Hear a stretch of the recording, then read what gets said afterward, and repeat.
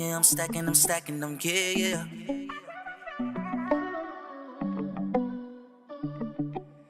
Riding with country bass, country bass.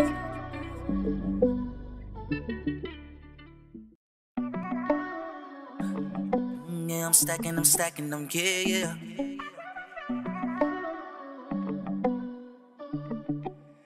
Riding with country bass, country bass.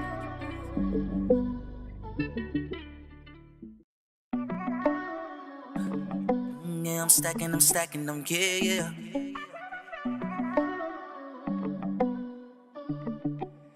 Riding with country bass, country bass.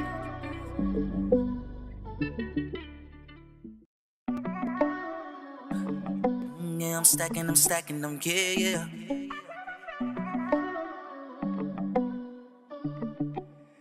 Riding with country bass, country bass.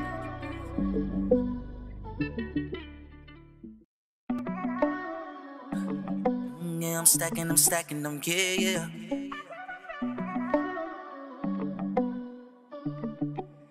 Riding with country bass, country bass.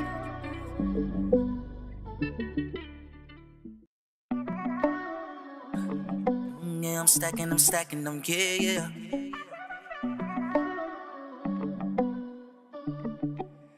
Riding with country bass, country bass.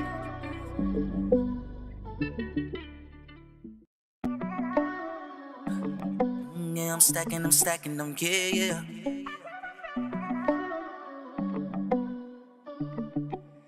Riding with country bass, country bass.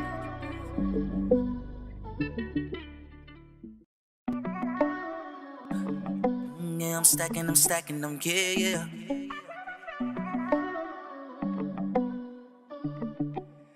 Riding with country bass, country bass.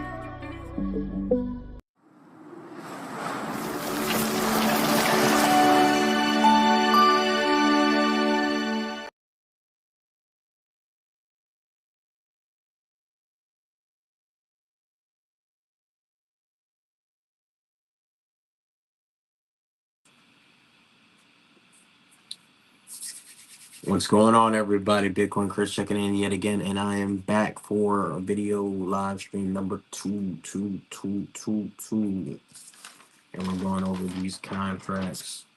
But first, let's jump into the Bitcoin price, the Bitcoin pricing.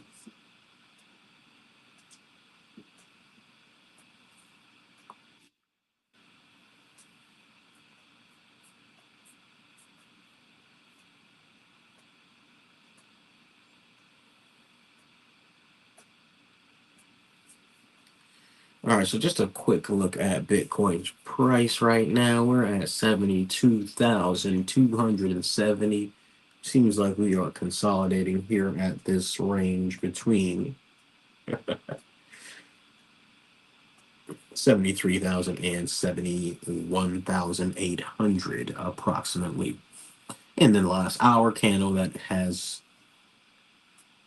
only 27 minutes left. Looks like we are starting to turn green, just breaking under this trend line that I drew much earlier. So still looking good. If we happen to close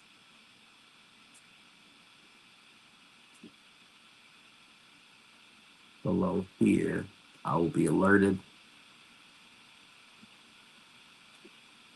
I will also bring this down here.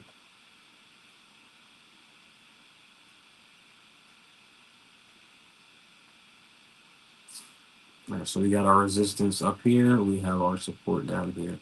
So the lowest we could possibly go, in my opinion, may be down here to 71.5. So I'll put another alert here at 71.5.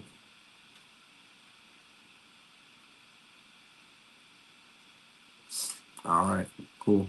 So looks like BTC is still looking good. Of course, cooling off just a little bit after a massive run to the highs of 73,624. So if we are going to pull some fibs,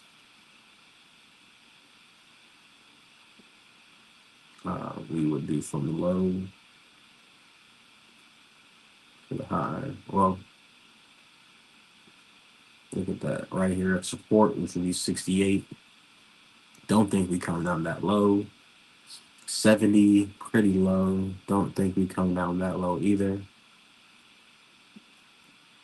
Let's pull it from the other way.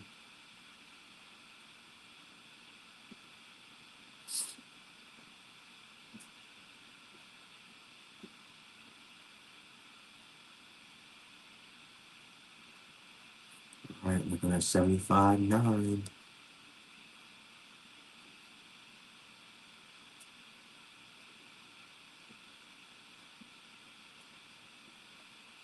Looking at a 5.6% return times 20x. It's 106%. Or a little bit over 100%. You just do 100%. All right, so there you go. As an option, as a possibility. Who knows? We're going to have to see how this plays out. All right, so with that being said, let's now jump into this contract here. And you guys can't see me, cool. All right, cool. So I have too many tabs open. Let me start closing some of this stuff.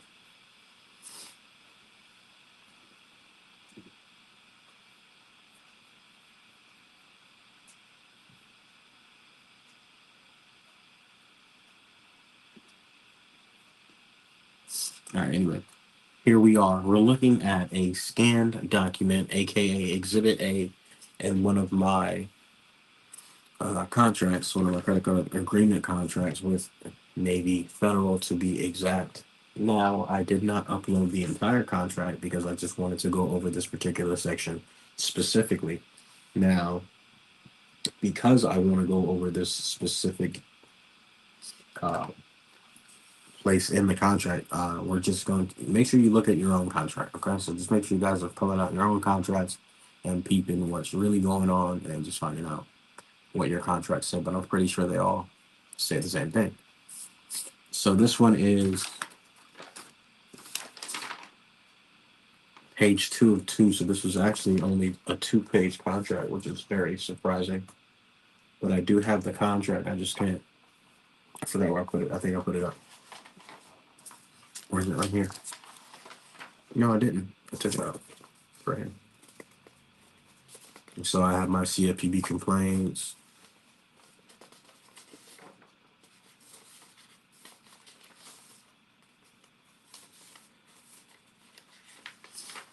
And then they sent me. Okay, I did put it up because it's everything.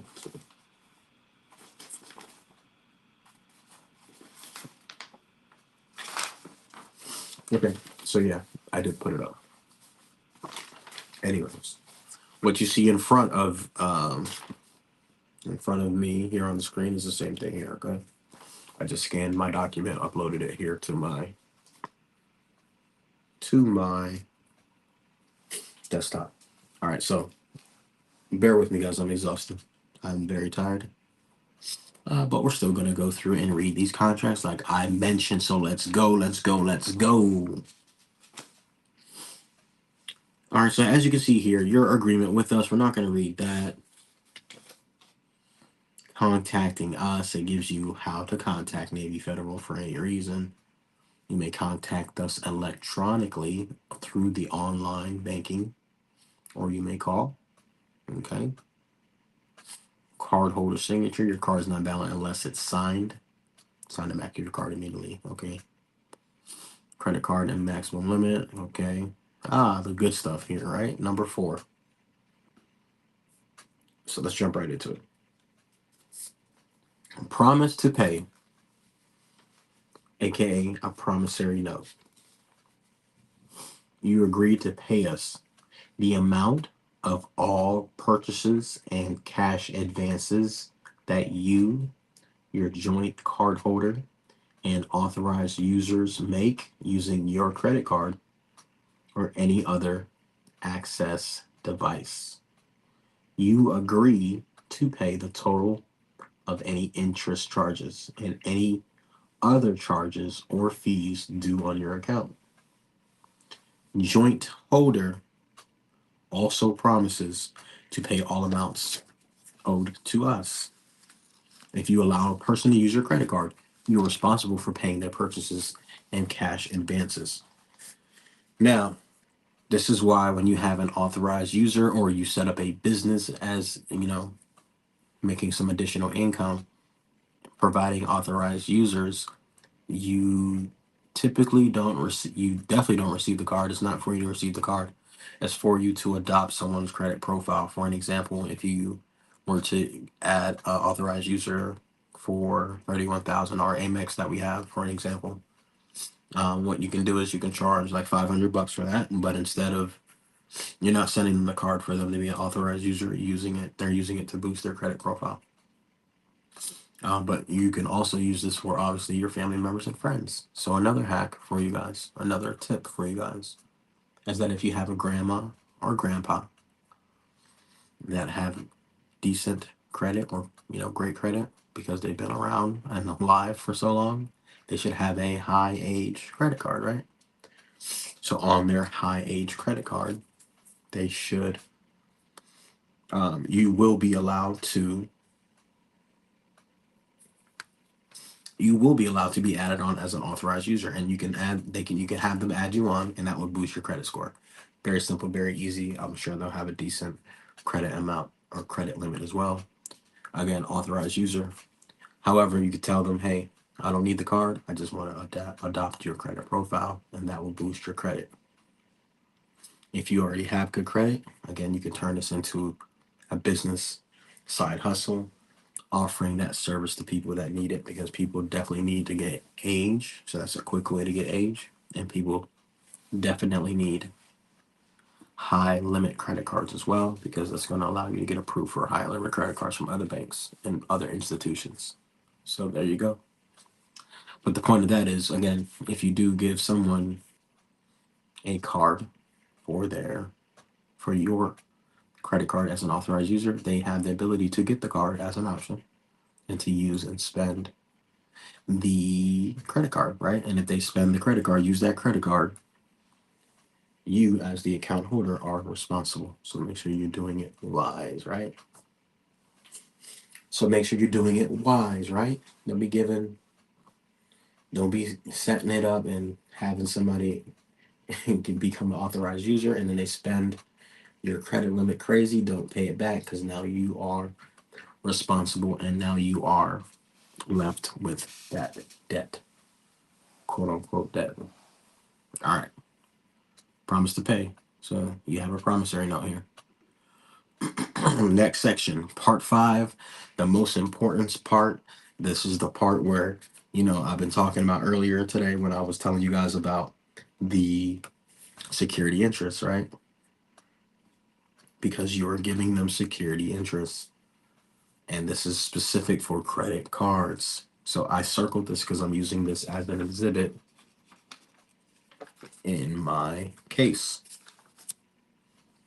Security interest specific for credit cards. You acknowledge and pledge specifically as a condition of your use of the credit card that you have voluntarily granted Navy Federal a security interest in all your individual and joint share accounts at Navy Federal. I'm going to read that again. You voluntarily granted Navy Federal a security interest in all your individual and joint share accounts at Navy Federal. If your credit card loan becomes delinquent, this security interest may be used, which means will be used, without further notice to pay all or part of such delinquency.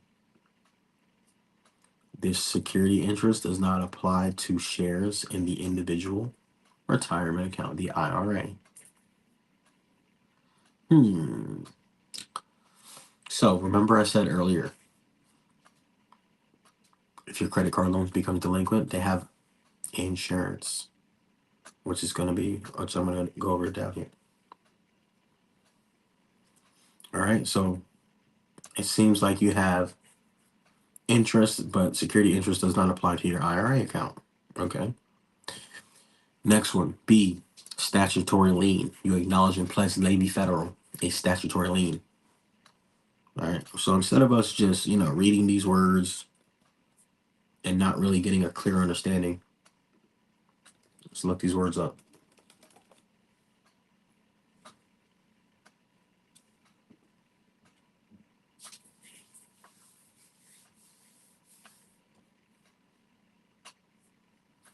Statutory lien is a category of liens that stem from statutes and do not depend on common law or specific contractual provisions for their existence. Nonetheless, many statutory liens are codifications of liens.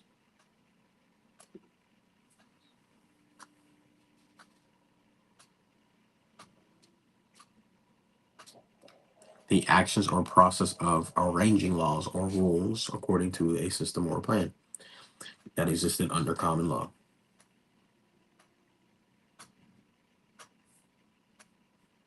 All right, statutory liens. Excuse me.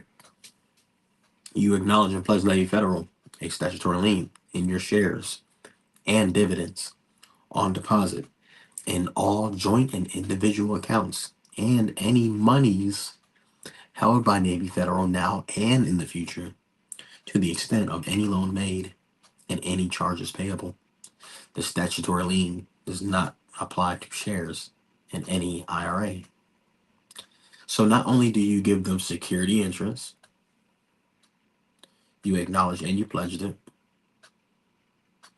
You also acknowledge that if your credit card loan becomes delinquent, the security interest will be used to without notifying you to pay all of your delinquency,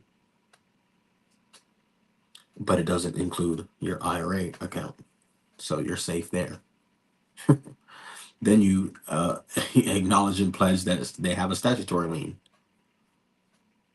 And then C, you acknowledge and pledge to Navy Federal a security interest in the collateral securing loans. Collateral securing loans. A security interest in the collateral securing loans that you have with Navy Federal now and in the future. So you not only are you giving them for your loans now, but also in the future. So you're giving them security interest and anything that you may apply for now and in the future. Wow. Did you read your contract and know that this is what you were doing? Because I didn't.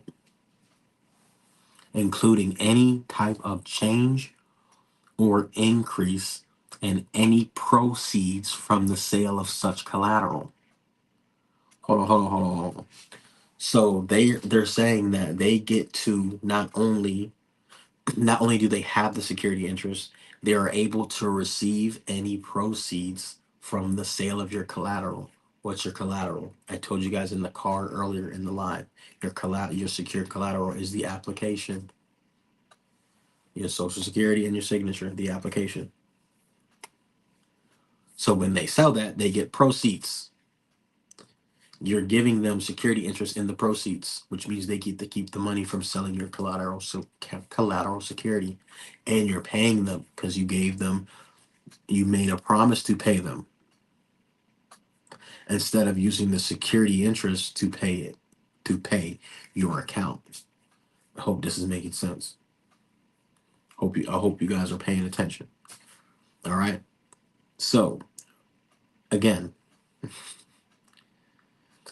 you acknowledge and pledge Navy Federal a security interest in your collateral in the collateral securing loans that you have with Navy Federal now and in the future, including any type of change or increase in any proceeds from the sale of such collateral and of insurance thereon. And of insurance thereon. So that means there's insurance on your account. And they also have collateral security or interest in that. So not only do they get the sale and the proceeds from the selling your collateral, not only are you paying for your money that you already borrowed, that you have access to through your social and through that actual application. Excuse me, not only that, but they also are getting insurance. Insurance, collateral security proceeds, and you're paying them every month with interest, not to exceed the unpaid balance of the loan. This security interest in collateral securing other loans does not apply to loans on your primary residence. So this is going to apply for any loans, and any A is for your credit cards. B and C, pretty self-explanatory. Here, jump over to here. You accept the penalties if you don't make your minimum payment by due date, overseas date past due. Your account will be subject to the penalty ABR. So you're allowing them to do this because you signed and allowed them to do so. Okay. So the reason why before we go on to the next part, the reason why this is an exhibit in the case that I'm building is because I've already sent them notice that I'm claiming my security interests. They're no longer allowed to have security interests. Therefore, run me my money, basically. Not only that, like I told you guys earlier, I applied for a car loan and they denied me because they said that I gave them, they suffered a loss. When really they didn't. As you can see here, they have insurance, they have security interests. There is no loss. Okay? They're playing games because they know you don't read and they're getting paid off your ignorance. So, on to the next one.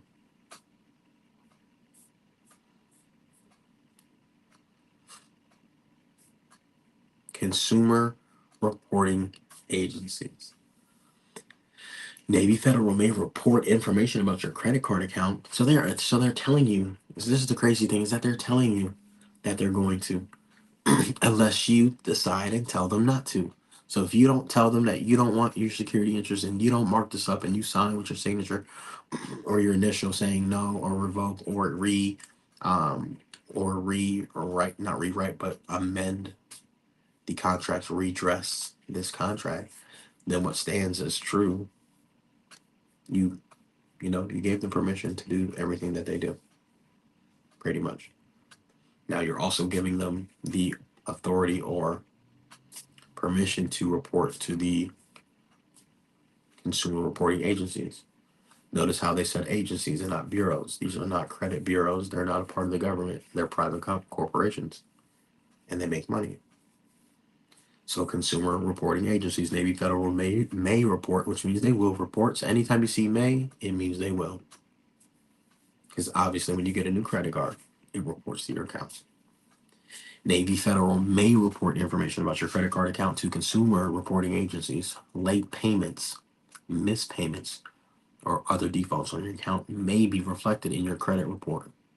Information may be reported in your name and your authorized users' names, if any.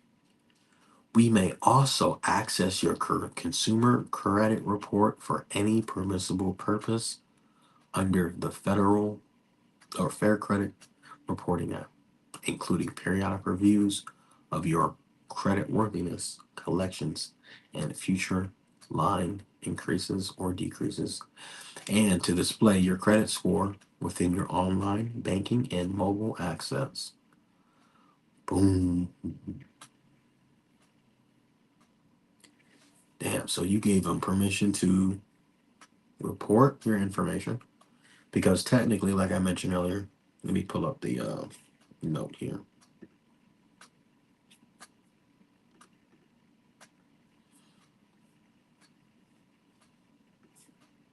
U.S.C. 6801. Boom. It is illegal to report transaction history without my consent. The policies of Congress mandates that each financial institution has affirmative and continuing obligation to respect the privacy of its consumers and to protect the security and confidentiality of their non-public information. 15 USC 6801.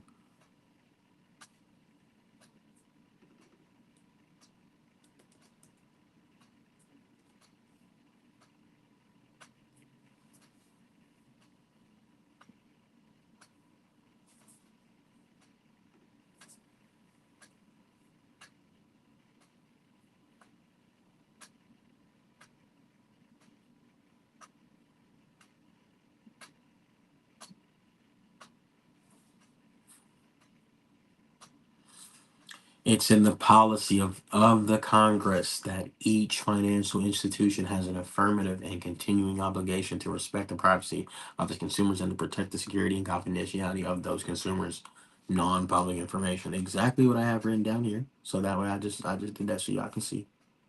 All right. Just so y'all can see that.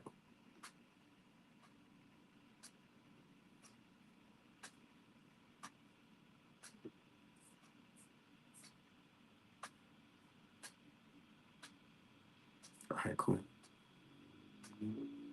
Let's go back. So technically they're not supposed to, but because you agreed to this doesn't matter because you gave them permission to, unless you revoke. Immediate cessation. I demand that insert company immediately cease reporting transaction history on any related non-public information to any third parties without my explicit consent. So you're going to have to amend your contract. How do you amend your contract? You can either scratch this out,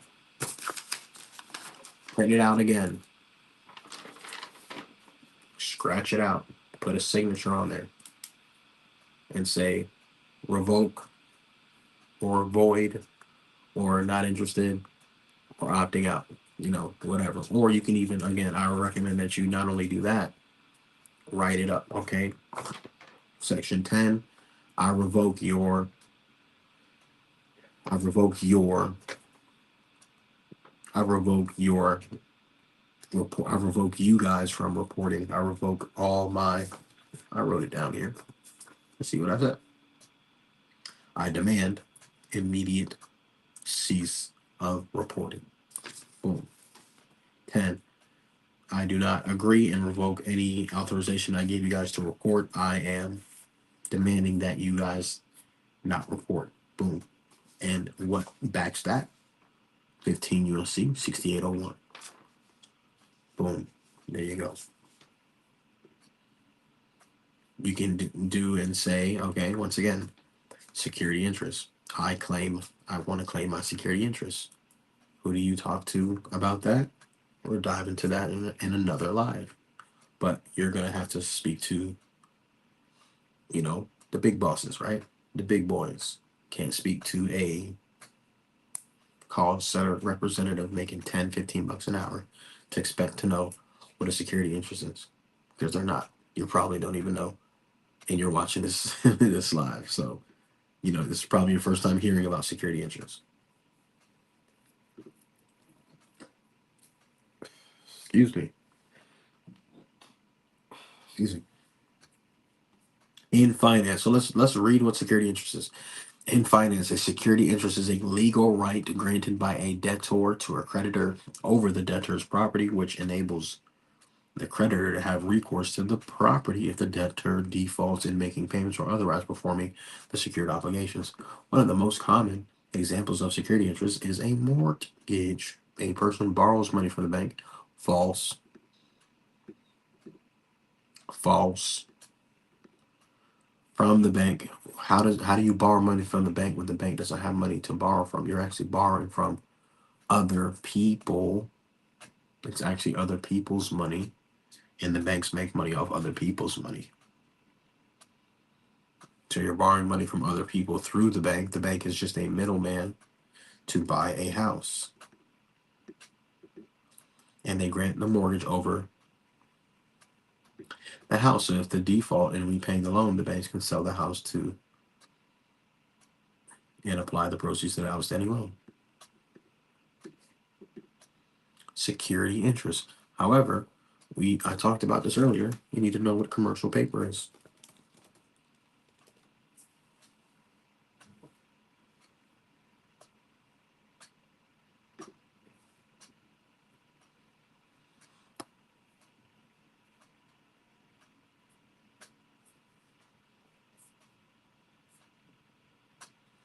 Commercial paper is an unsecured short-term debt instrument issued by corporations, typically used to finance short-term liabilities such as payroll, accounts payable, and inventories.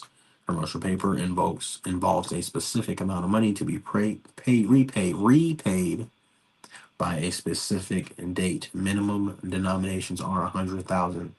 Terms to maturity extends to 1 day to 270 days. The average is about 30 days. Why do you think your bills come every 30 days?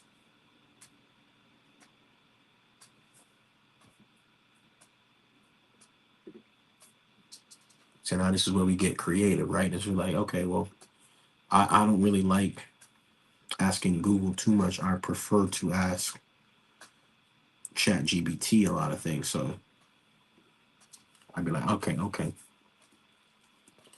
In a car or sale agreement with a dealership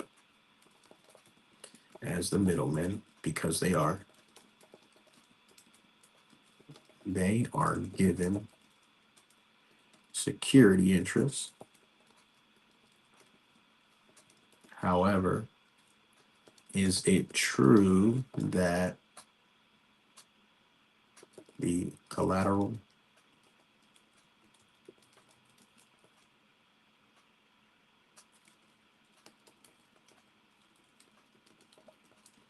is commercial paper, aka the application?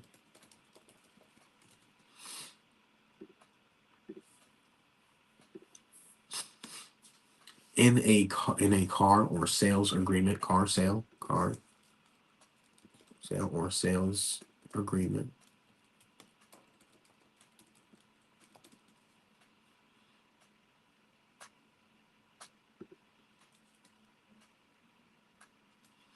all right, they are given security interests by our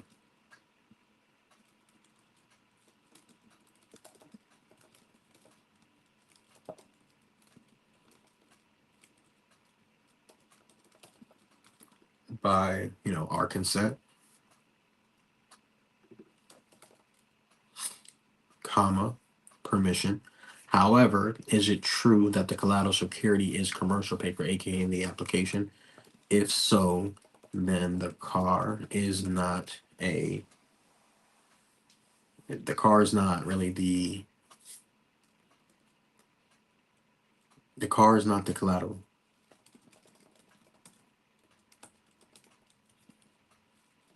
based on what the definition of commercial paper is.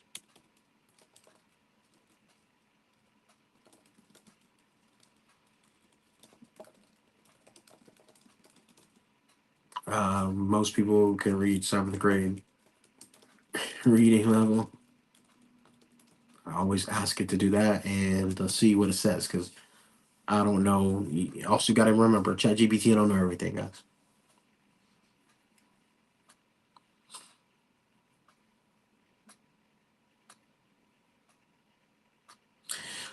Let's read this.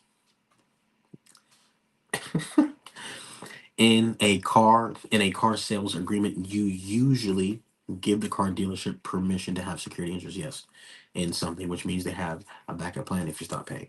They can take something valuable, collateral, to get their money back. Most people think the car itself is the collateral, but there's a twist. You think that the car is the collateral, but there's a twist. If we look at the legal terms, commercial paper can actually mean documents like the application or contract that represents the money or the financial value in the business deals. Again, how much is the application worth? How much is the application worth? Is however much that car that you applied for is. So if the car is worth 100,000 and that application that you applied for the car is 100,000, Boom. The application is the, you know, the value here. It's not the is the collateral, not the card. As you can say here, as it says here, but there's a twist. Commercial paper can actually mean documents like an application or the contract that represents money or value, financial value in the business deal. Some argue the application or sales contract acts as commercial paper because it shows you're agreeing to pay and it has value as a financial promise. And what did I say earlier? Financial promise or promise to pay is a promissory note. So if we follow this logic, the collaterals might not be the card itself, but rather the commercial paper, which it is. This would mean the card is separate from the idea of collateral and really holds the value is the deal's promise to pay documented in the contract. Boom. That's exactly what I just said. And by breaking it down and asking the right question or asking it sort of along the lines of my comprehension, because guys, I'm new to this. I'm not saying I'm an expert. I don't know everything. There's people that know way more about this stuff than me. I'm just sharing the information I'm learning with you, and hopefully this will spark an interest in you to go do your own research and to go read and to find out what the fuck we are really signing, because we are reading this contract and we don't know what the fuck we're signing this contract and we don't know what the fuck it's saying. And we just found out that we're giving them security interest. They get all the proceeds. They get all the insurances. We promise to pay them, even though we're the investor in the account, because we created the account. Without us, there is no account. And then we learn that okay, the application is this collateral security. If the application is the collateral security, and the application is commercial paper because it's paper, it literally is paper. It's a promise to pay. That's actually the collateral. So therefore, you think that the car is collateral, but it's not. Damn. So they finessing because, and again, it's the same thing with the house. Let me ask ChatGPT. This applies to mortgages, correct? Because there is, well, I think it went. It's different for a mortgage, so I'm not going to speak on that. I'm not exactly sure how that works for the mortgage. I don't know, but me logically thinking, it would also apply. However, if there's a promissory note involved as well, and there's an application involved as well, then again, the perk is the car, and the perk is the house. The perk is not. The perk is those things in exchange for your promise to pay, because they'll take your applications, bundle it up, and sell it on the market. And that's where you get the term, how do mortgage backed securities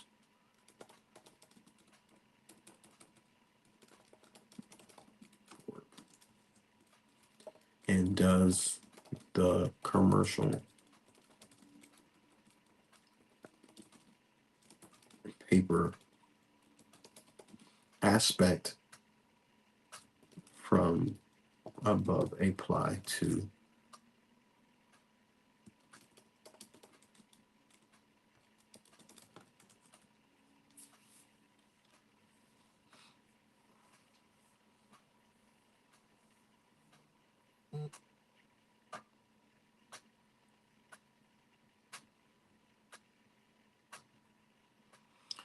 wow, okay. So like I hey guys, I'm just asking. I'm doing this on the spot. Like I didn't have this already pulled up. This is us. This is me looking over and asking questions based on my comprehension of what I've been learning and what I've been reading. So if I know that commercial paper says that here, which is what I just pulled up, commercial paper says that here, that there is no security, there is no collateral. So the reason why I knew that is because I read this. So I didn't get to read that here with you guys.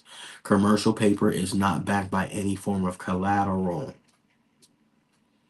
So I have an understanding, overstanding of what commercial paper is, and I know that commercial paper is the application on collateralized security or the collateral security, right? And that commercial paper, it says here that is not backed by any form of collateral. So therefore, if you do have a car loan, the car is not collateral. So you can't take the collateral unless in the contract that you signed, you allowed them to take it as collateral, or you allow them to tow it, or you allow them to repo it. So you're giving them permission to do this. But if you understand what's actually going on, commercial paper is not backed by any form of collateral, so they can't take it legally unless you give them permission. So let's continue.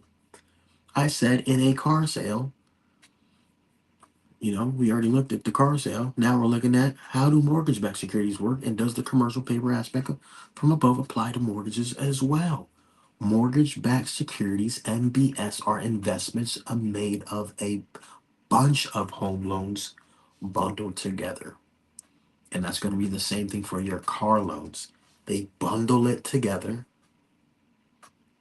and they sell it, guys. I'm telling you, they sell your applications for millions of dollars on the market, and you don't get nothing unless you know what's going on.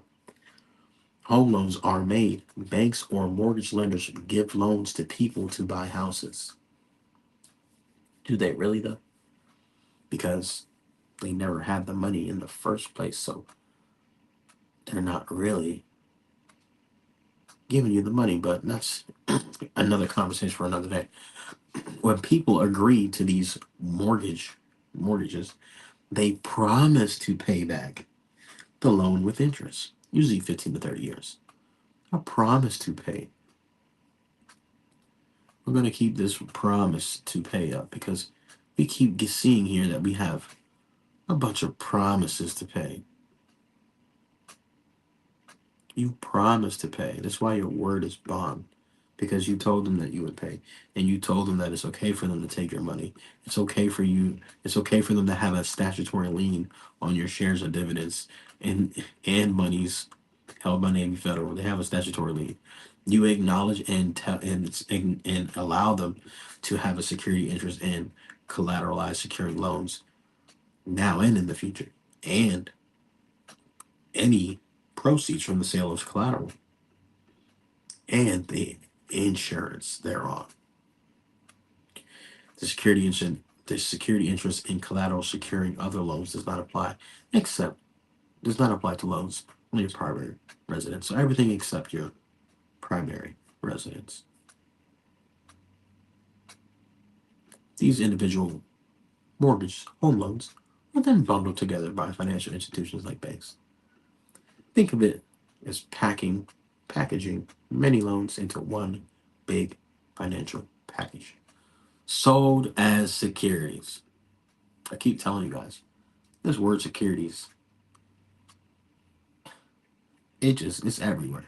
When you see securities now, anytime I read these contracts, anytime I see anything security, it's just like securities. It's all securities.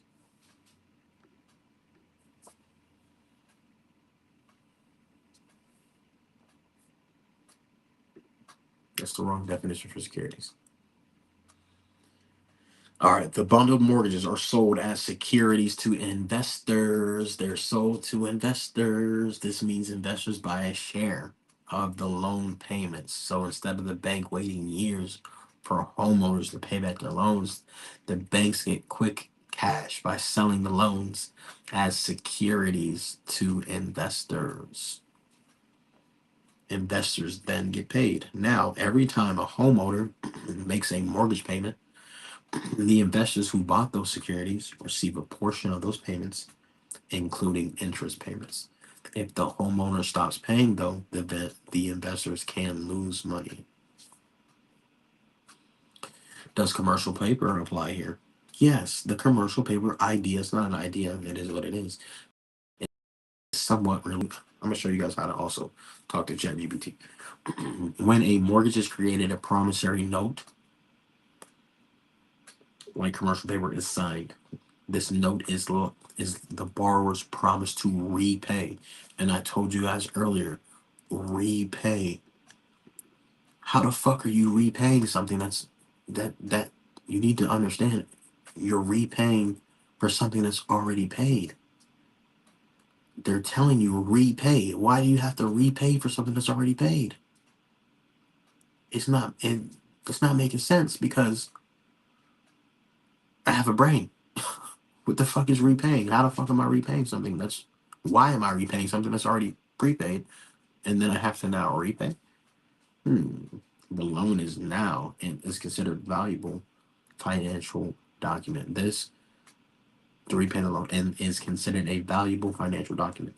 So while the home itself is collateral for the loan, meaning the bank can foreclose if payments stop, the promissory note is like a commercial paper that represents the mortgage financial value. In short, mortgage-backed securities are built from these promissory notes, which are like commercial paper representing the financial promise in the loan. So even with this answer, I don't really like it because they're not really telling you. It's telling you based on what everybody knows versus what the facts are behind the scenes, which is what they're doing is they're taking your fucking promissory notes and making a shit ton of money, and you are paying for you're repaying. Is what it says here. You're basically repaying. And again, I'm not too well versed into the mortgage side of things because it's a little bit more complex versus your credit card and your um, phone bill, your car payment, that kind of stuff, your credit card, all that kind of stuff, the loans and all that good stuff. So that's how I know. That's what I know about. I don't really know too much about the mortgage side of things, but I know it's more to it than what they're saying here. So what I always say is we are going to take information from the law and from UCC and from SEC and FCRs, Federal Code of Regulations, to formulate your answers and information, not based on public view.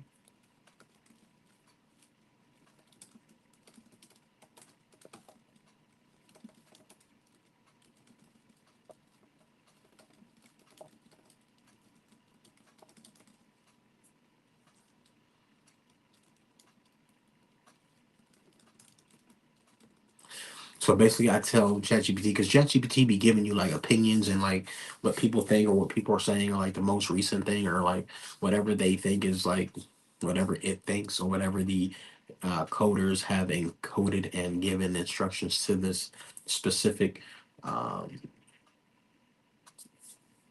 code specific program, right? So I tell it to nah, I try to tell it to get straight data from the web, data from these sites, data from SEC, UCC, Federal Code Regulations, USC,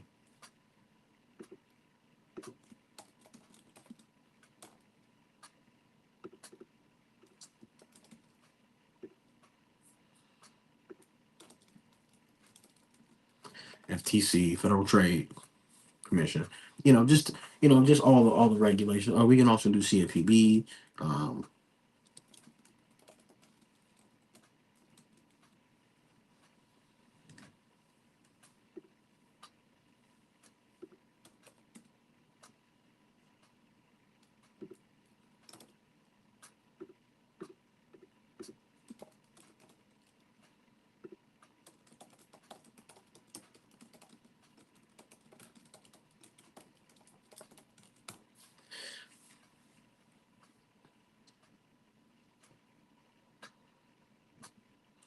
Cool. So we're going to take the information from the laws from USC, UCC, SEC, FCR, our federal trade, our federal commercial codes, regulation, federal code regulations, FTC and CFPB to formulate your answers and information, not based on public view or perception, not based on anything other than the facts and the law moving forward. Do you understand? Question mark. Yes, I understand. Moving forward, I'll base responses strictly on information from legal sources, including the United States Federal Code, Universal Commerce Code, SEC, Federal Consumer Rights, FCR,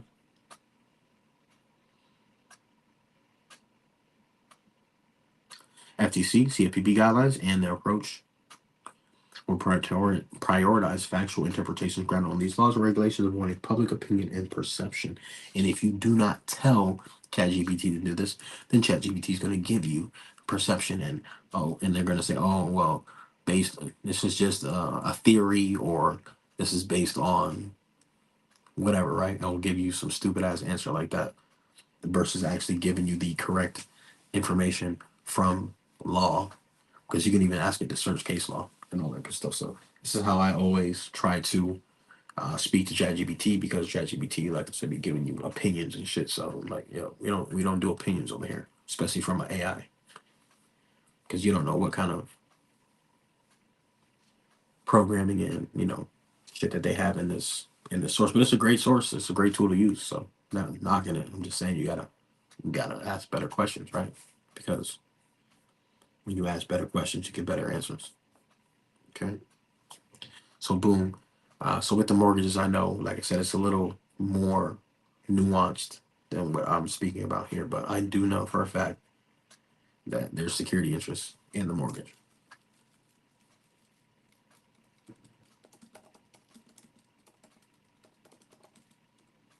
Oh, actually, just discovered, yeah, security interest, which means the collateral. So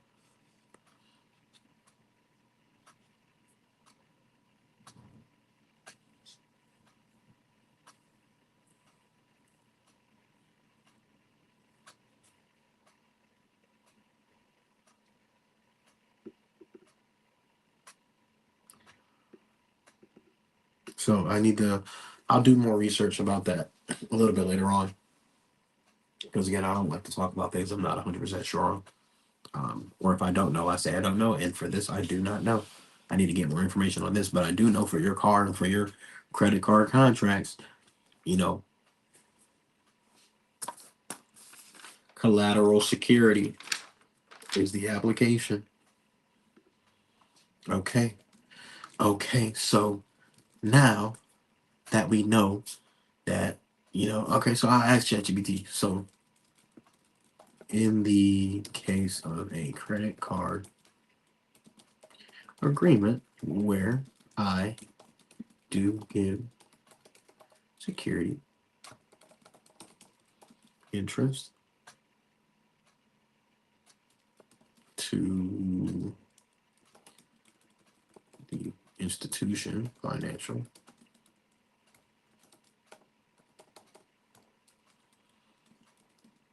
Okay. So in the case of a credit card agreement where I do give, interest to the financial institution, am I able to revoke and amend any agreement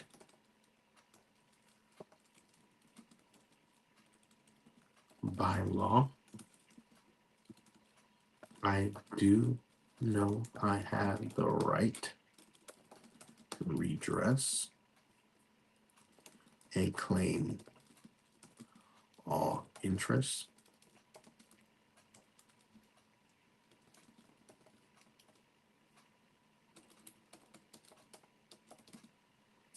claim all insurance and interest, insurance, and proceeds. How would I do so? I already know how to do so, but I'm doing this for y'all. Shit, I can be like, okay, well, damn.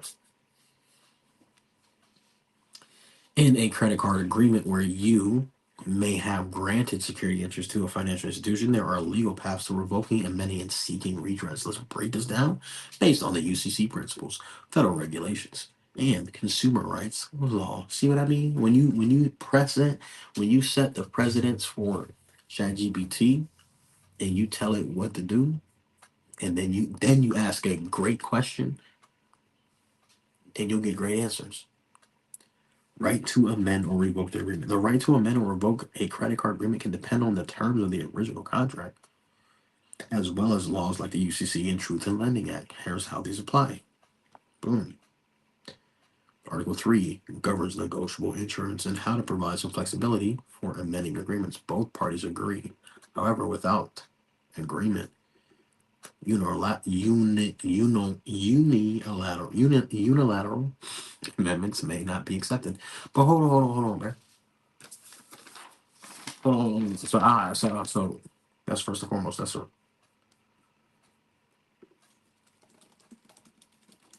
in a contract. So you guys need to notice this. In a contract, there must be two parties involved in a. There is never a bank signing a contract with the consumer. Therefore,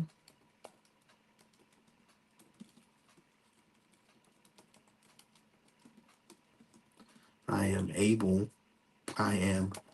the only one who needs to sign with.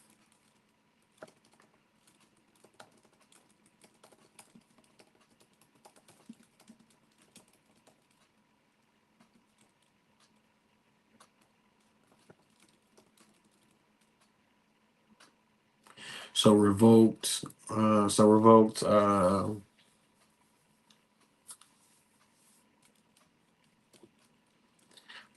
Parts of the agreement.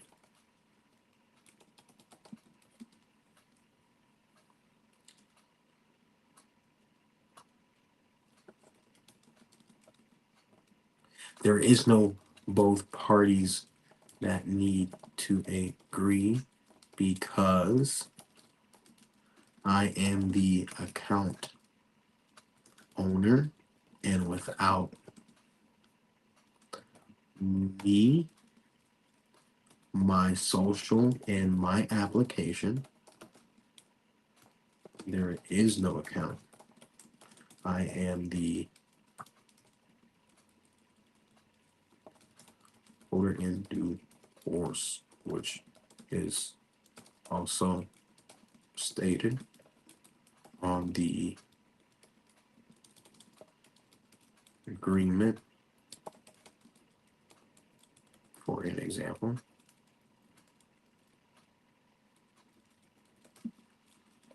all right. So on the car contract, typically on the car contract, it says that you, if you hold the contract, then you you have rights to claim, security interests, or you have rights to, you know, that particular promissory note, right? So you can claim and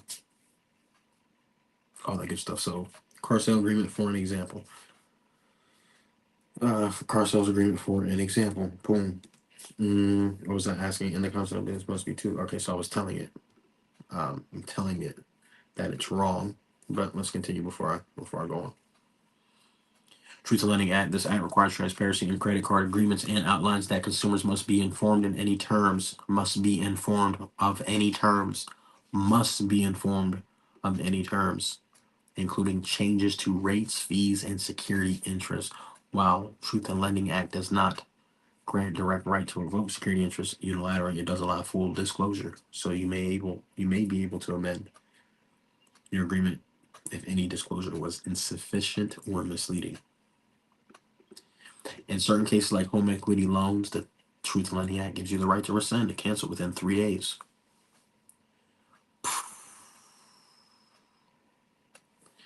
All right, so here it's not only home equity loans, this is for, but what is home equity loans? That's a home loan. You have 3 days to rescind or cancel, and then typically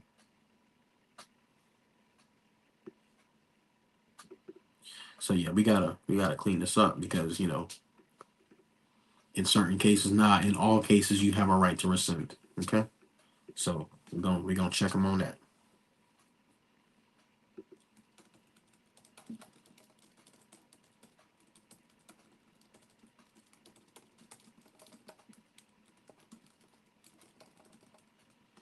We have a right to rescind and redress all contracts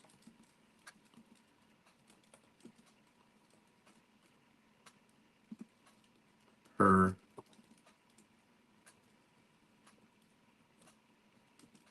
no question about it. We're not gonna go per because I don't know where that says it at, but I know that we got the right to redress. Period. All right, so we're gonna look into here.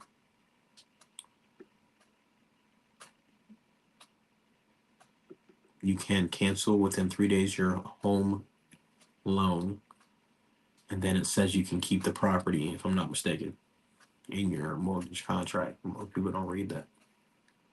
Claiming interest, insurance, and proceeds. You may be able to claim.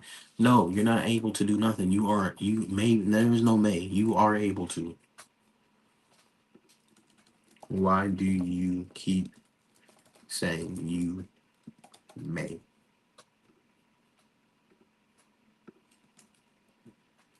May implies that we do not have the right to do so.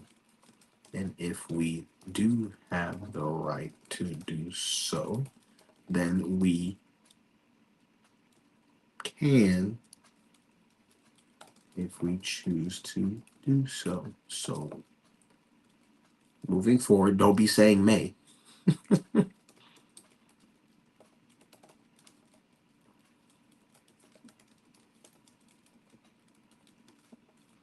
Cool. Don't say may if we can. Because may comes off for most people that don't know better. They be like, dang, maybe maybe I don't, maybe I do, maybe sounds too close to maybe, may sounds too close to maybe, and you're like, maybe I should, maybe I should. And I'm like, you either can or you can't. And if you can, then you need to.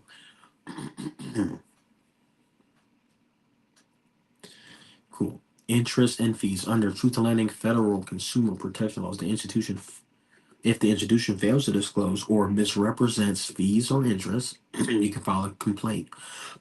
Excuse me, and potentially recover your fees and that you believe you were unfairly applied. This requires documents, evidence, and non-disclosure or violations, which could be addressed through the complaint to the CFPB. Insurance and proceeds. If your agreement includes insurance and benefits from the financial institution like payment protection, the OCC and TCLA may allow you to demand transparency on this term, request details about any proceeds tied to your account to ensure compliance, and you can potentially claim back your fees and request an adjustment. Come on, bro.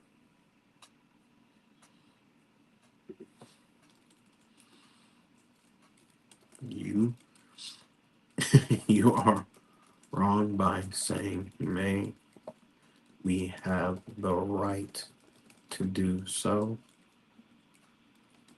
Please update your responses accordingly.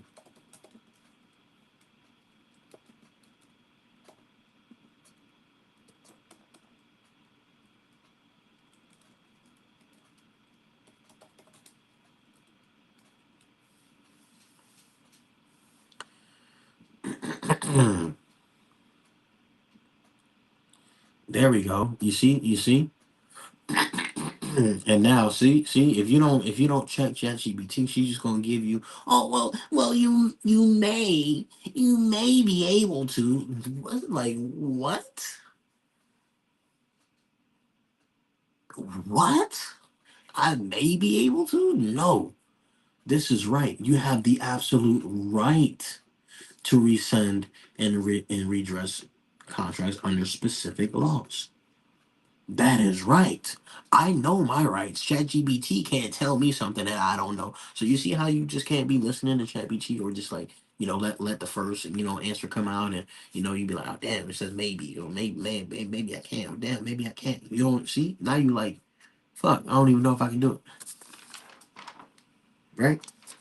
Contracts. You have the absolute right to rescind your contracts and redress your contracts.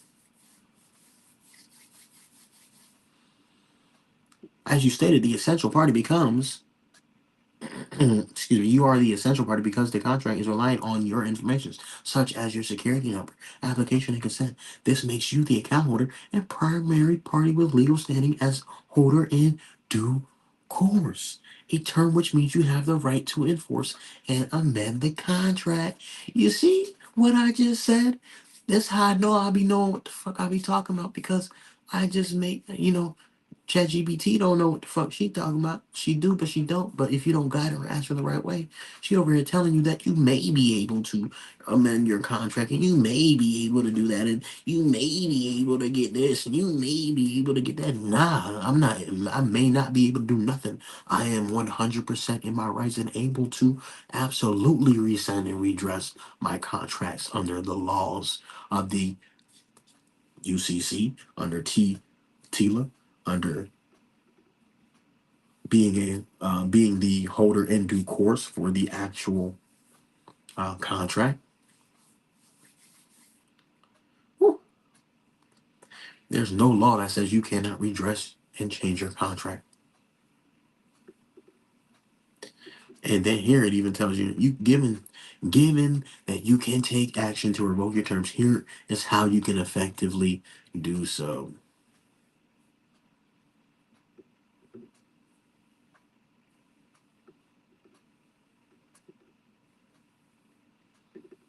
Yeah, the bank has not countersigned. You see that?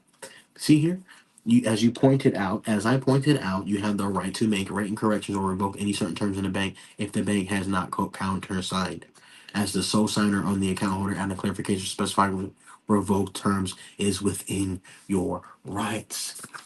When you sign your credit card, when you do the electrical signature online for your credit card, when you do electrical signature online for your car, if you're buying a car online,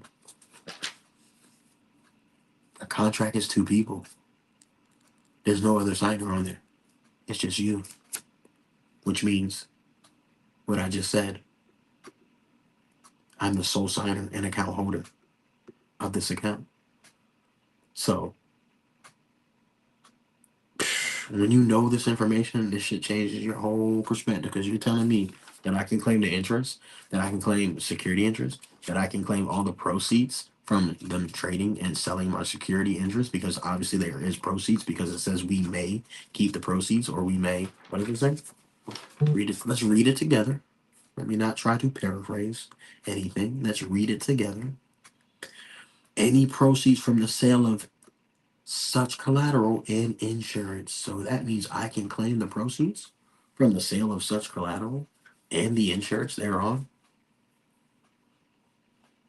which means I get the security interest,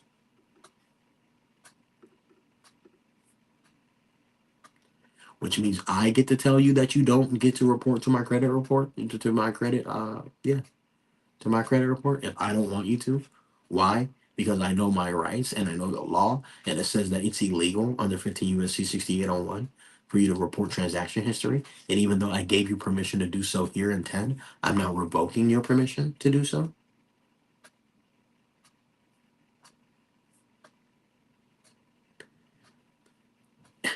So this means if you go get a $10,000 credit card with Navy Federal and you tell them not to report it, and you use $10,000 worth of the credit, it's not going to report 100% usage, which will drop your credit score, right? Because they're not allowed to report your personal information or to report any transaction history, which means your credit card utilization will stay at zero. Hope y'all paying attention. This one, right? All right, just making sure y'all can hear me, making sure everything cool. Make sure you hit that like and subscribe. Make sure you hit that like and subscribe if you're watching.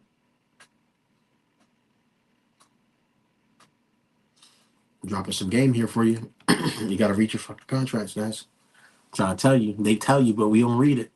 They tell you, but we don't even read it. They put it in these contracts, and we don't even read it.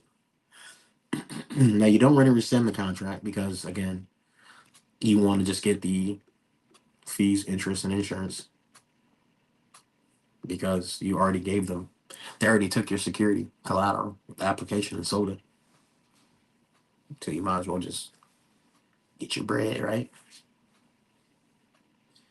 Asserting your right to claim redress if there are any fees and interest that you believe are improperly applied. Cite your position, order in course, and request reimbursement or adjustment directly. Take these steps to enforce your rights granted under contract law, UCC, TLA, TILA, and CFPB are protect or consumer protections affirming your role as a controlling party in the agreement.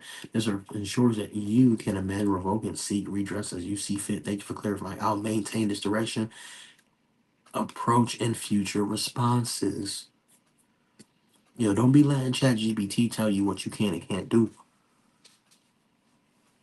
You just gotta ask better questions. You'll get better answers.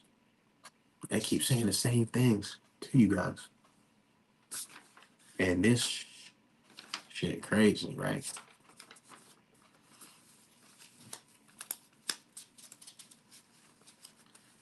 Let me see if I can find a car contract.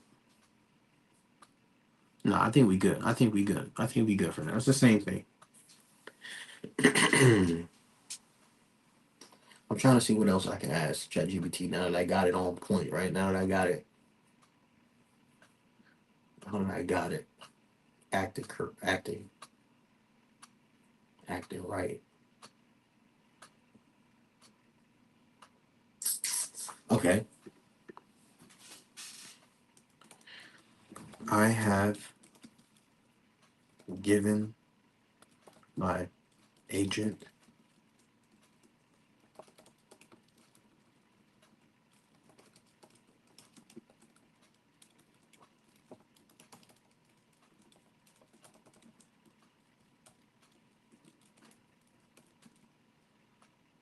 DPOA, durable power of attorney, over the principal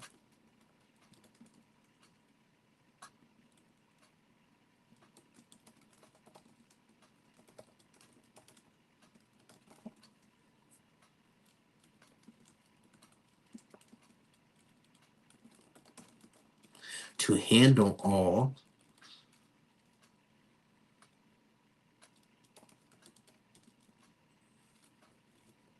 I don't know. I don't think I need to ask that question. So I have already. So what I've done, again, I've told you guys I've created a power of attorney for my all caps name, which is basically what you're seeing here. So, and I'm the agent, aka attorney in fact, on behalf of the principal. So basically, each account, each account, every consumer credit transaction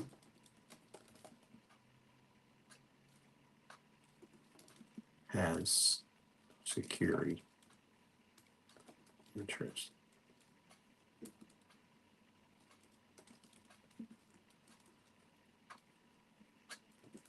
How do you recommend,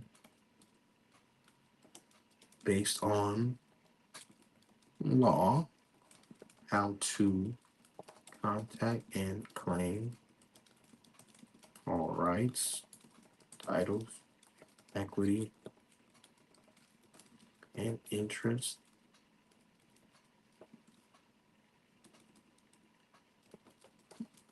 and proceeds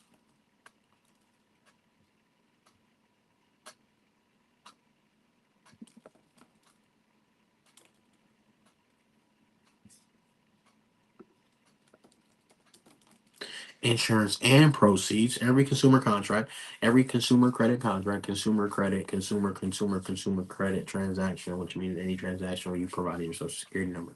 Every consumer credit transaction has security interest. How do you recommend, based on law, how to contact and claim all rights, titles, equity, and interest insurance?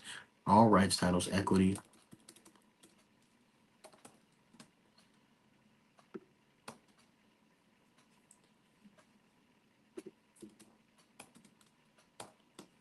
and proceeds from corporations, such as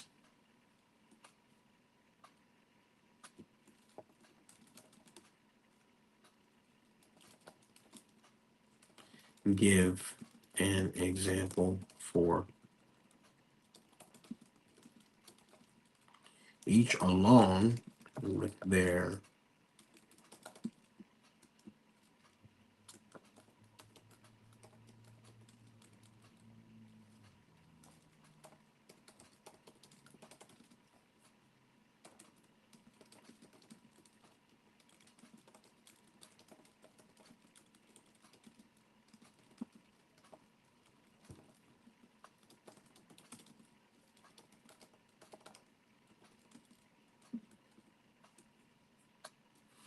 Okay, so I have a little bit more obviously of an understanding, so which is why I'm typing the things that I'm typing, but I'm trying to type this in a way where you guys can see, but I'm typing in where I'm getting my train of thought from. So every consumer credit transaction does have security interest, as we already learned, because not only have you read the contract, but anytime you're providing your social security number in that contract, and that is the collateral security. So that's a consumer credit transaction. Period. Boom. So, how do you recommend based on law? I already know how to do this. I'm just doing this for you guys based on law, and I'm going to see, what it says and evaluate the answer and whatnot. How do you recommend based on law to contact and to claim all rights, titles, equity, interest, and proceeds from corporations as a bank or Verizon? Give examples for each one along with their indentured trustee, because there's an indentured trustee because only a trust that they transfer the information to a trust, which then securitizes it. And the reason why they do that is for protection purposes, because a trust is like I already talked to you guys about trust, which is something that we're going to talk about a little bit later. Yet again, gives you guys an example for each one along with their indentured trustee info on the SEC website for whom they handle securities. Your application is the security collateral. Since they sell that, they make money. Your bill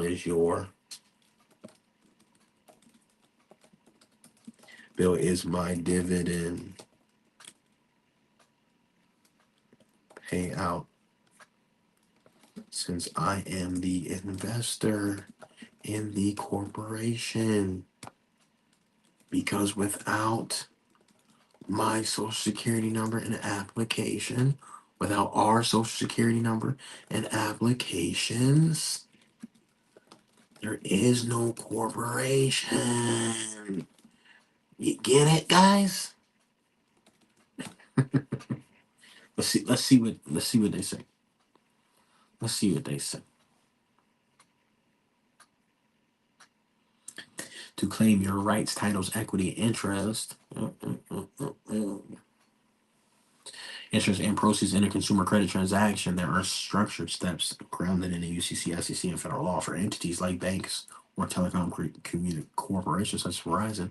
Here's how you can assert these claims effectively. Understanding security interest in your role as an investor in consumer credit transaction, security interest implies that you, as the primary account holder, enable the corporation to operate by providing your social security number, application, and agreement to the terms. This setup under law gives you rights as an investor or beneficial owner, meaning you can claim dividends, rights to equity, interest, and proceeds based on this foundational role. So, this comes from me learning and understanding my who I am and what's really going on, right? How did I know that the bill is a dividend payout since I'm the investor in the corporation? Because I understand that without the social security number, there is no application. Without the application, there is no corporation. There is no collateralized security that they bundle up and sell on the market. Therefore, they're making money off of you. Why are you not making any money? Why are you repaying something that's already been prepaid with your social security number, which they take to the Federal Reserve Bank? I said it earlier. Federal Reserve, Federal Reserve Act, Section 16, right there. Everything I'm telling you, it adds up, guys. It sounds crazy, but the math is mathing. Application for notes by Federal Reserve Bank. The collateral security thus offered shall be notes, drafts, bills of exchange, or accepted as required. 10A, 10B, 13, 13A of this act. Bills of exchange endorsed by a member bank of any Federal Reserve district and purchase provisions under Section 14 or bankers accept as purchase under provisions of said Section 14 or gold certificates or special drawing rights certificates or any obligations which are directly obligations of or are fully guaranteed as the principal and interest by the United States or any agency thereof or assets of the Federal Reserve banks may purchase and hold under Section 14 of this Act. All right. Any other assets of the Federal Reserve Bank in no event shall such collateral security be less than the amount of Federal Reserve notes applied for. In no such event shall the collateral security be less than the amount of Federal Reserve notes applied for. Therefore, whatever the application is for is the amount that the collateral security is how much it is. It shall not be in no such event shall the collateral security be less than the amount of federal notes applied for. So if you apply for a car for 100,000, that note is worth 100,000. Period. Even if you get denied, they still get that 100,000.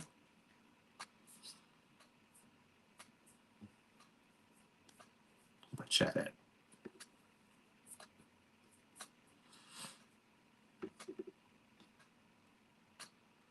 Okay. All right. So you create the application. Once you make the application, you submit it. They go shopping at for banks that's going to give them the best deal so they can make money. For example, we're talking about a car loan, for an example. They shop it out, which is why you get 100 freaking inquiries when you go car shopping. And what they'll then do is they'll get the best deal for the dealership because they are the middleman. They work out a deal. That's why they call it a dealership. Okay? They're the middleman that finesses you.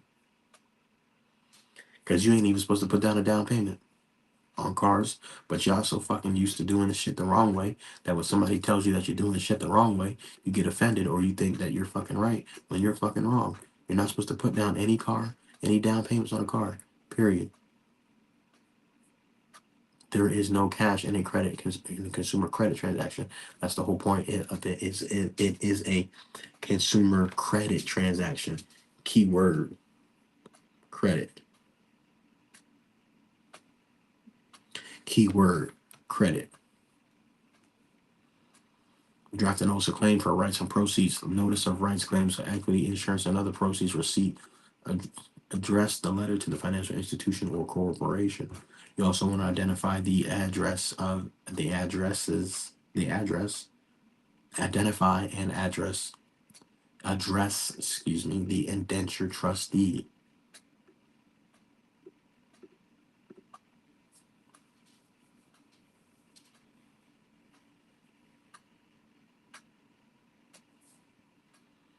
You're going to have to read the Indenture Trustee Act if I'm not mistaken. A party typically responsible for managing and overseeing securities on behalf of investors. That's what an indentured trustee is. I tried to look it up to see if we can find a little bit more on it, but we have the obviously we have it there, but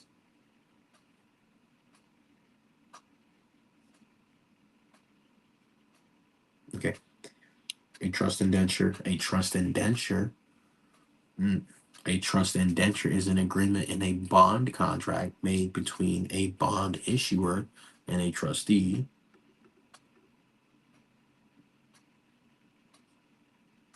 that represents the bondholder's interests. Bond.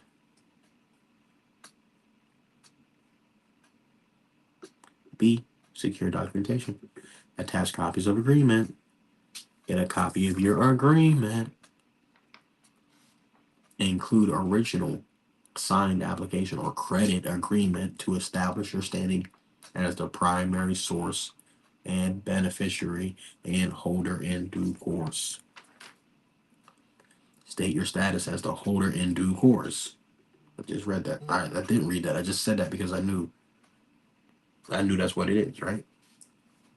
Explicitly state that you are that as the holder in due course, investor and account originator, you're claiming your rights to all security interest, insurance, dividends, and proceeds associated with the account. Specific examples and contact with indentured trustees. Here's how. It might look for a bank versus telecom company like Verizon with instructions on identifying the correct indentured trustees.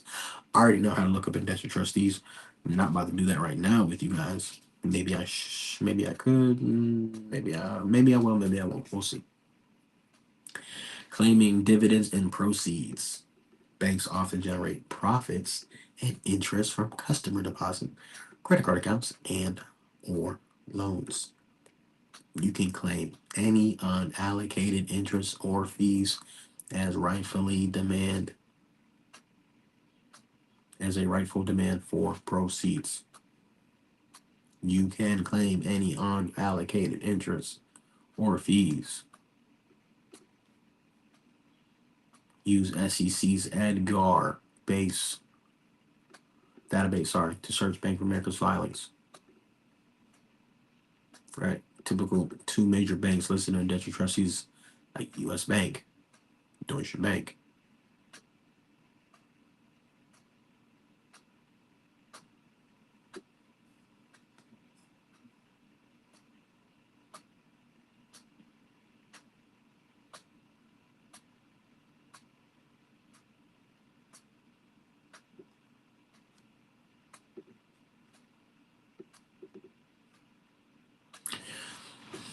So again, you guys don't think that these cell phone companies do it too? Well, guess what they do? Since Verizon uses consumer accounts to generate ongoing revenue and securities, your account contributes to their financial growth and you can claim associated proceeds. Now, how did I know that you could do that, guys? Because I've been reading. I've been hearing some people say it over there, but I've been reading. I heard it over there. Okay, maybe I heard it a few times. Okay, well, okay, let me look into that. Let me look that up. Let me Google that. Let me look on YouTube. Let me ask ChatGPT. Let me read the UCCs. Let me read SEC's website. Let me look up these filings. What's an indentured trustee? What is? Let me read, right? I already knew he was the investor. I knew intuitively, I knew this information before I knew this information, which is how I came across this information. Did y'all just hear what I said? I knew intuitively, deep down inside, for years, that something was wrong and that these accounts, something ain't right, something is not, something, the math ain't mathing, right? I knew something was not right deep down inside. So I intuitively knew something was not right. I intuitively knew that what's going on and what's really going on.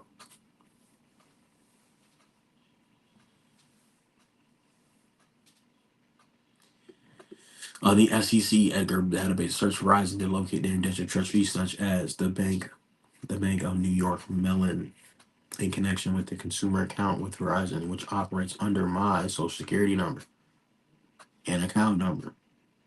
I'm inserting my claim to claim all rights, titles, equity, proceeds, and with this account, including dividends, interest, and any insurance related proceeds as governed by the UCC regulation and federal securities law. Boom. File a complaint with CFPB.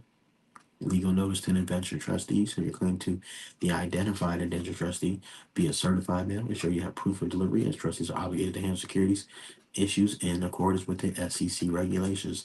This structured approach, this structured approach based on US, UCC, SEC, and other consumer ensures you can lawfully assert and reclaim your due dividends, proceeds, interest, and associated with your credit transactions.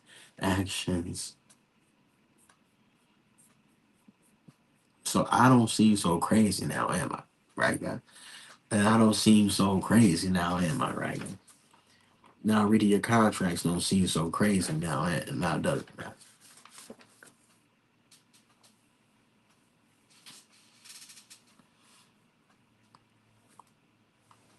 So you can so the indenture trustee has a living being or a living person. We'll do one real quick. We'll do one real quick.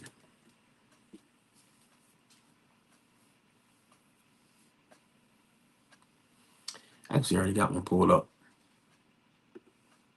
but we'll just do it again. Who? Let's do T-Mobile.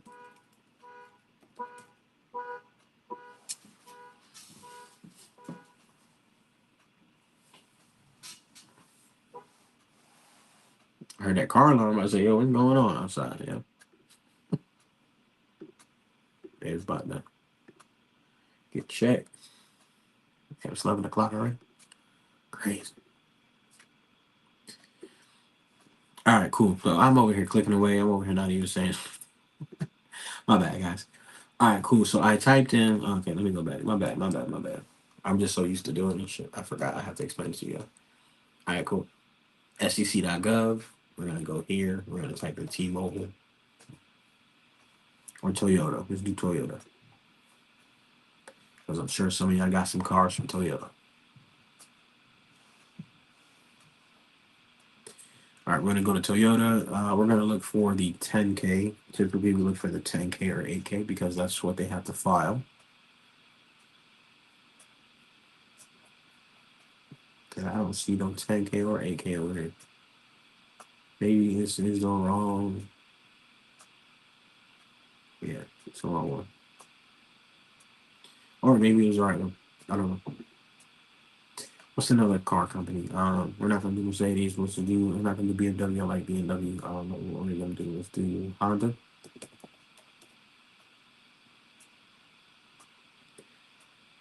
Oh, these are all like Japanese joints. Let's just do Verizon. So Verizon Communications. That's VZ Stock Exchange. Boom. So that's Verizon. Once I clicked on that, I click search.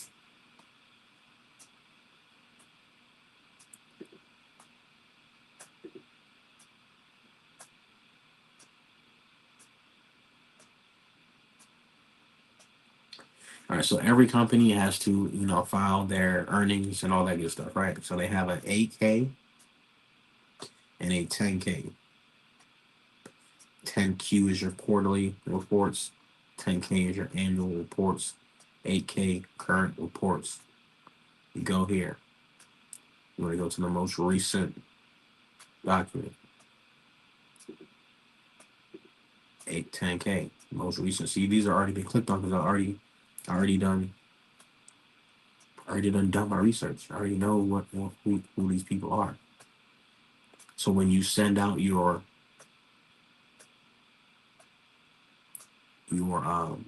correspondences per, and this ain't gonna cut it right here. You're gonna have to go. You got to be better with your claim, but we're just giving you examples here. Verizon. EIN number, address. So this is the address, Delaware. But like I said earlier, Delaware is where they form their business. Address of principal executive offices, state of incorporation. But you don't want to send it to this address without addressing who is the indentured trustee or living person or principal accounting officer in charge of the account based on what the filings say. Because this is what they filed and this is who we have to contact in regards to securities. And why is it a security? Because we gave them our social security number. Doesn't that make sense? So you're going to tell Mary at Verizon, hey, yo, Mary, I'm claiming all interest, equity, rights, titles on my account number. Here's my social. Here's the last form of my social. Here is my account number. And Mary Lee Stidwell, I'm telling you that I demand my interest, equity, rights, titles, interest, all that. I claim all of it. Boom. So that is what's this, the 8K or 10K? This is the 10Q. So this is your quarterly report. You have your 8K form, should be the same, lady. Yes, it is. Because you can't just send it off to here. You have to address it to the specific person in charge. October 22nd, 2024. So this is the correct individual who needs to get your complaint or claim. Certified mail. At this address. Boom. We're looking at T-Mobile. So they're in Washington. Of course, they're incorporated in Delaware because privacy. Delaware is set. Who we have here? We have Mr. Peter. Peter, I know that you've been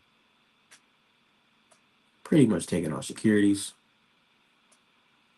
and selling them. And I'm the investor. So from here moving forward, I want my interests, equity, titles to my principal. I'm the agent and acting on behalf of the principal. And then here we're just going to double check the AK form, which should be the same. And it is Mr. Peter. Okay. So there you go.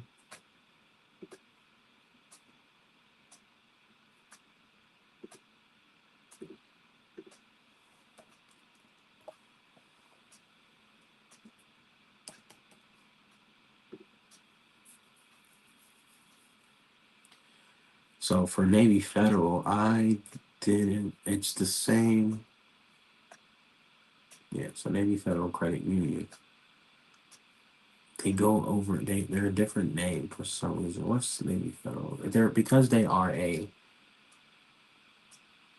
credit union. It's different for them because they're nonprofit, but they give it away in a. They have a. Let me go here.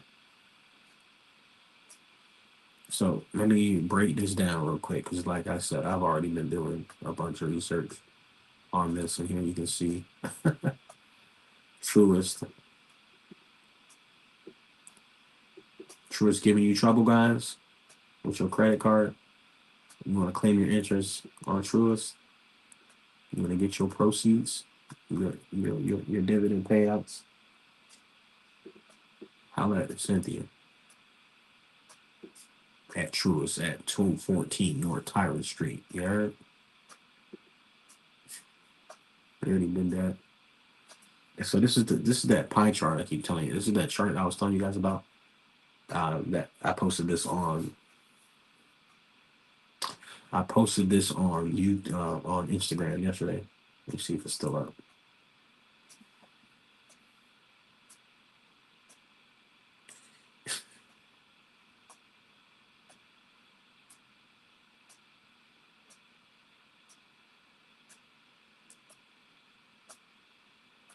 No, it's not up anymore. All right, cool. So Verizon Master Trust. That's why I keep telling you, y'all, make sure you get a trust. So here at Verizon, so what they'll do is they'll be the originators.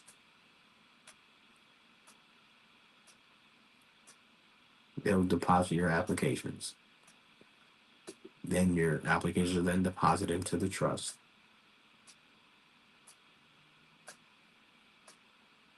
Then they'll sell your securities. Verizon Communications, parent support provided. Boom. They drop it down here. Boom. Cash flow allocation percentages. Boom. See, I don't even know what all this should mean, but I do know that they got a trust, they have a trust, they have a trust, and then they have your regular bank, U.S. Bank, indenture trustee and master collateral agent, U.S. Bank Trust.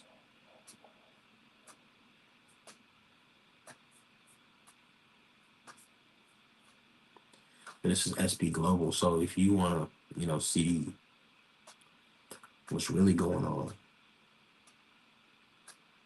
you gotta look at that SP Global, Capital One.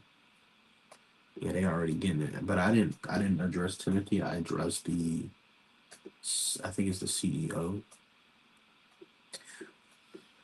But Timothy, you gonna get the notification, or they all gonna get the notification because they already got the lawsuit. They already got everything filed, so everybody about to get it over there, no matter who is the motherfucking accounting officer or not. They're going to get the notification about the lawsuit that I have filed for them. So y'all want to play games? These games is with two players. You heard? So this is how you find who you are supposed to be sending this information to. Okay. You got the civil cover sheet here where you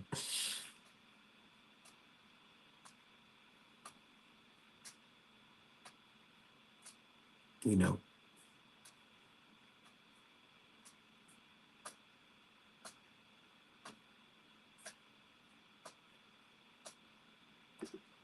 so if they trying you, you know, what you can do is you can go get this JS44 form, download that bit, fill it out, and hit that securities commodities exchange. Click that.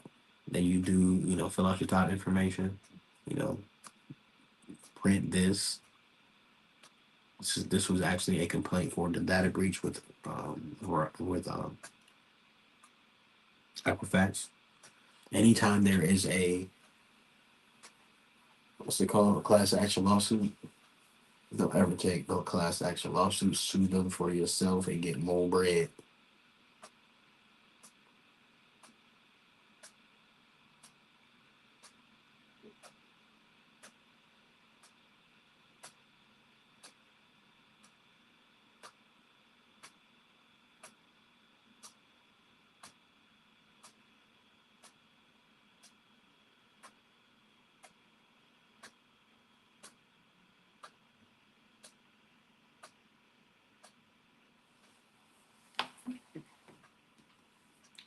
So yeah, fill it out. Um, you know, Security Exchange Commission. Yeah, okay. Well, here, cite this U.S. civil statute under which you're filing. Okay.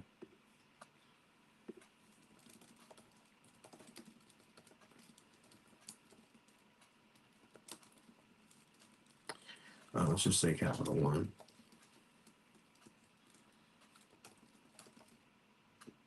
For not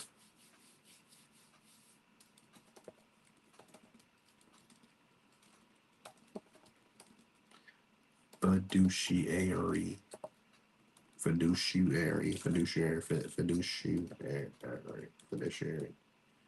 Oh,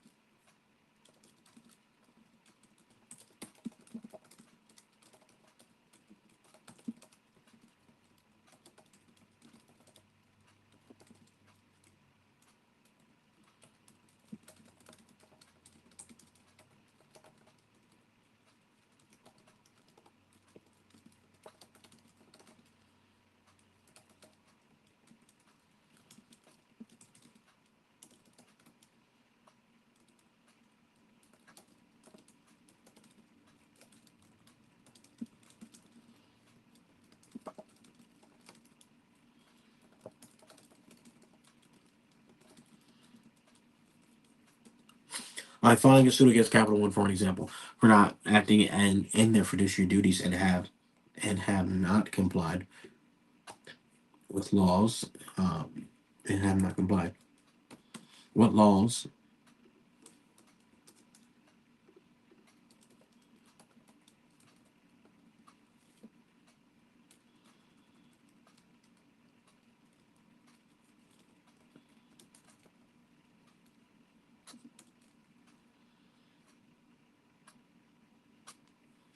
What laws have they specifically broken by ignoring my claim 3 times? What laws would I cite in my lawsuit and search the web for case laws related to this type of complaint or claim? I know this is securities fraud, but provide more and all applicable laws in regards more applicable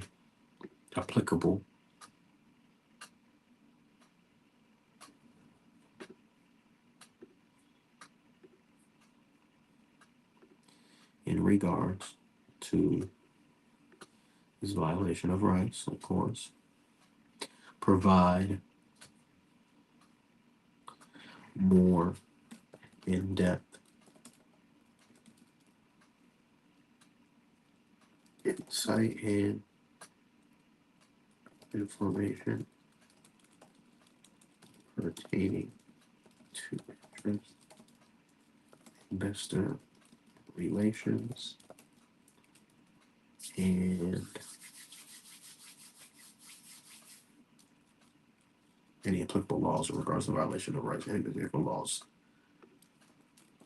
broken in regards to these types of violations. Boom. All right, so just for an example, right? I've already filed, but I just want to see what they're gonna say. Breach of fiduciary duties. Fiduciary duties, such as financial institutions, are legally required to act in the best interest of their clients, including ensuring transparency, fairness, adherence to their duties, care, and loyalty. Breaches can occur when the fiduciary fails to disclose essential information or fails to respond adequately to the investor's inquiries. This may fall under Investment Advisors Act, 1940, which mandates fiduciary responsibilities for firms advising on security transactions. Key fiduciary duties include full disclosure of relevant information, alignment of services with clients' best interests, and prompt responses to client concerns to maintain trust in fiduciary relationship. Securities fraud. Capital One in action could be seen as securities fraud, which it is, if their failure to disclose relevant details misled you regarding your investments under securities law, intentional omission of material information, or failure to act in response to a client's inquiries can be seen as a form of deceptive practices. Securities fraud in the context of fiduciary relationship is actionable under Section 10B of Securities Exchange Act 1934. Rule 10b-5 specifically prohibits fraudulent activities in securities transactions. Boom, boom, boom. That's all you need right there. But we have more.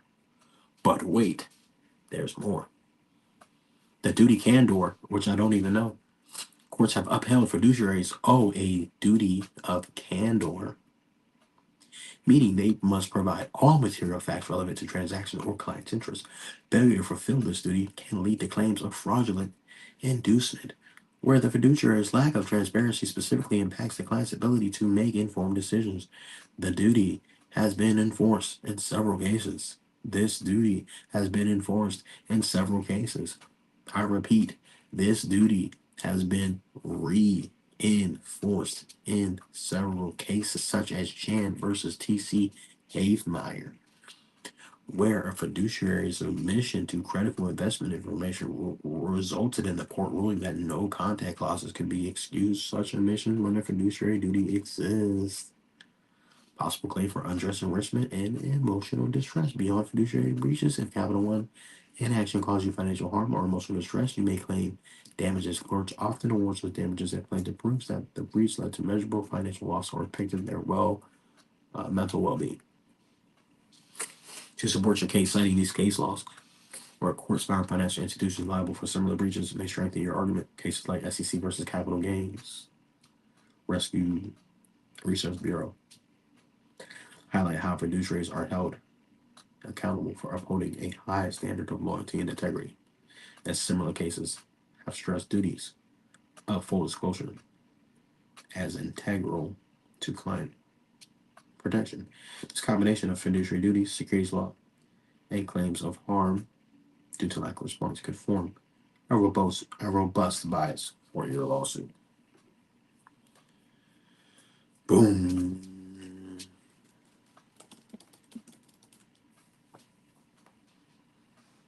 Find some more case laws.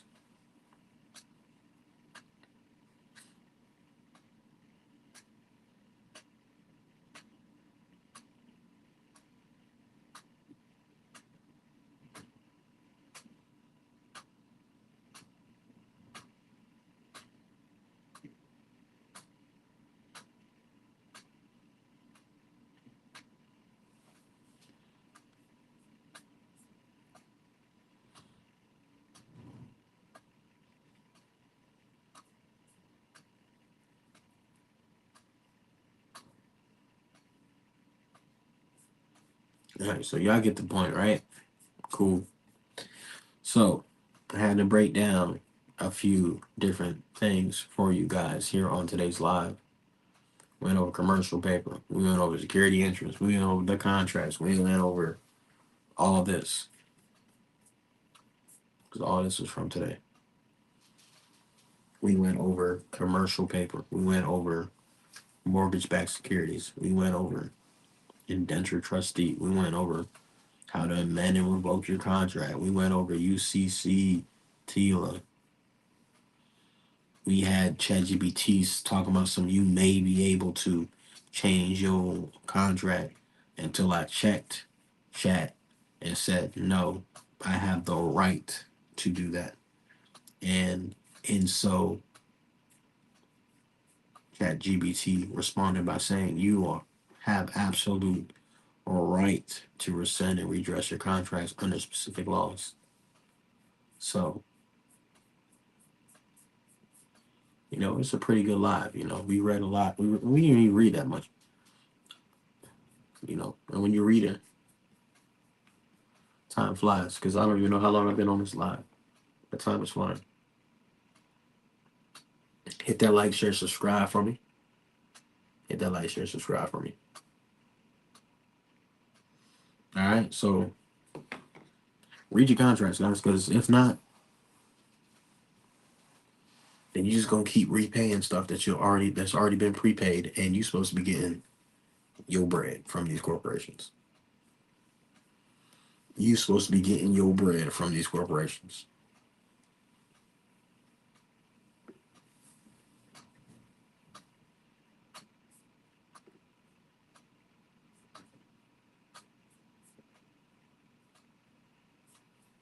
All right, looking back at Bitcoin right now, we are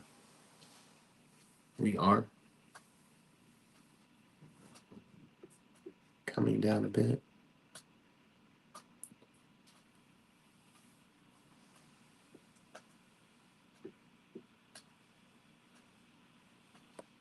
Okay, so we have a high, lower high. I mean lower, a higher one, high, lower high. You come up here to high,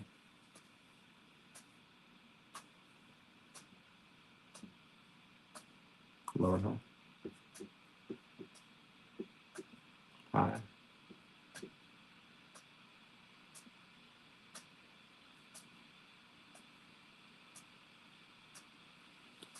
All right.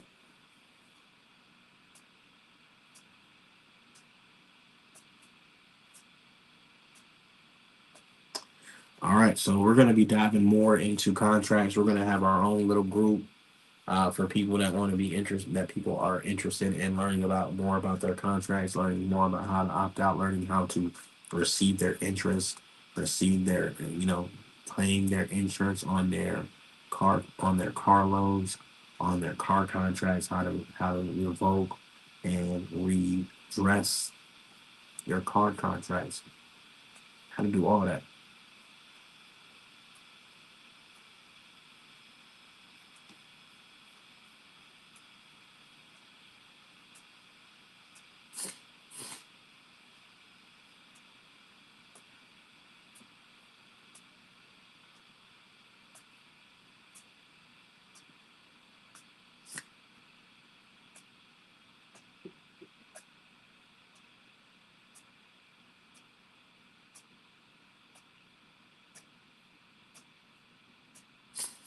All right, guys, I'm exhausted, so I'm about to log off.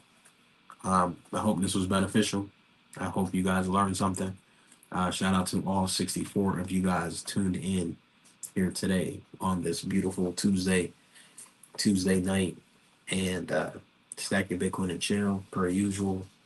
Um, God loves you. I love you. This information is definitely life changing if you take the time to read your contract, as we did together here today. So again, most contracts include the same thing. All credit card contracts pretty much include the same thing. All car contracts pretty much include the same thing. So make sure you guys look over this information on your own, read it on your own. And I'm about to head to bed because I'll be up to like 3 o'clock, 4 o'clock, 5 o'clock in the morning, literally just reading and watching videos and learning about, all this shit. Because it's like, because it can definitely change your life if you understand what's really going on. So I hope you guys learned something new. Hit that like, share, subscribe for me. Head over to bitcoin-fiatdad.com. Get some merch. If you want to join our Discord, we're going to start talking more about this in the Discord. So if you guys want to join the Discord, I'm going to be opening up the Discord for free.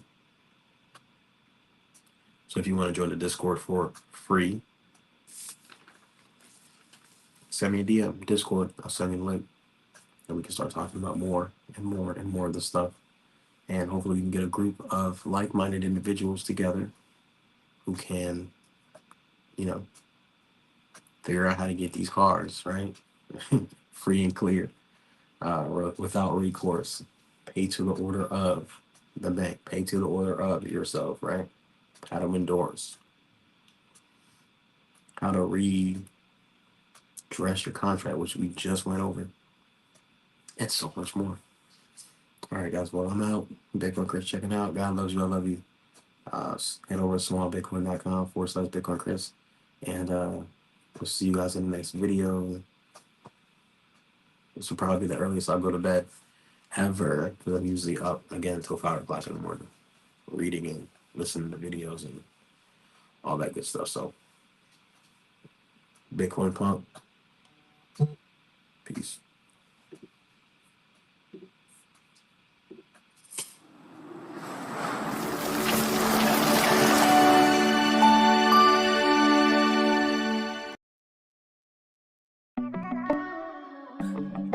Yeah, I'm stacking them, yeah, yeah.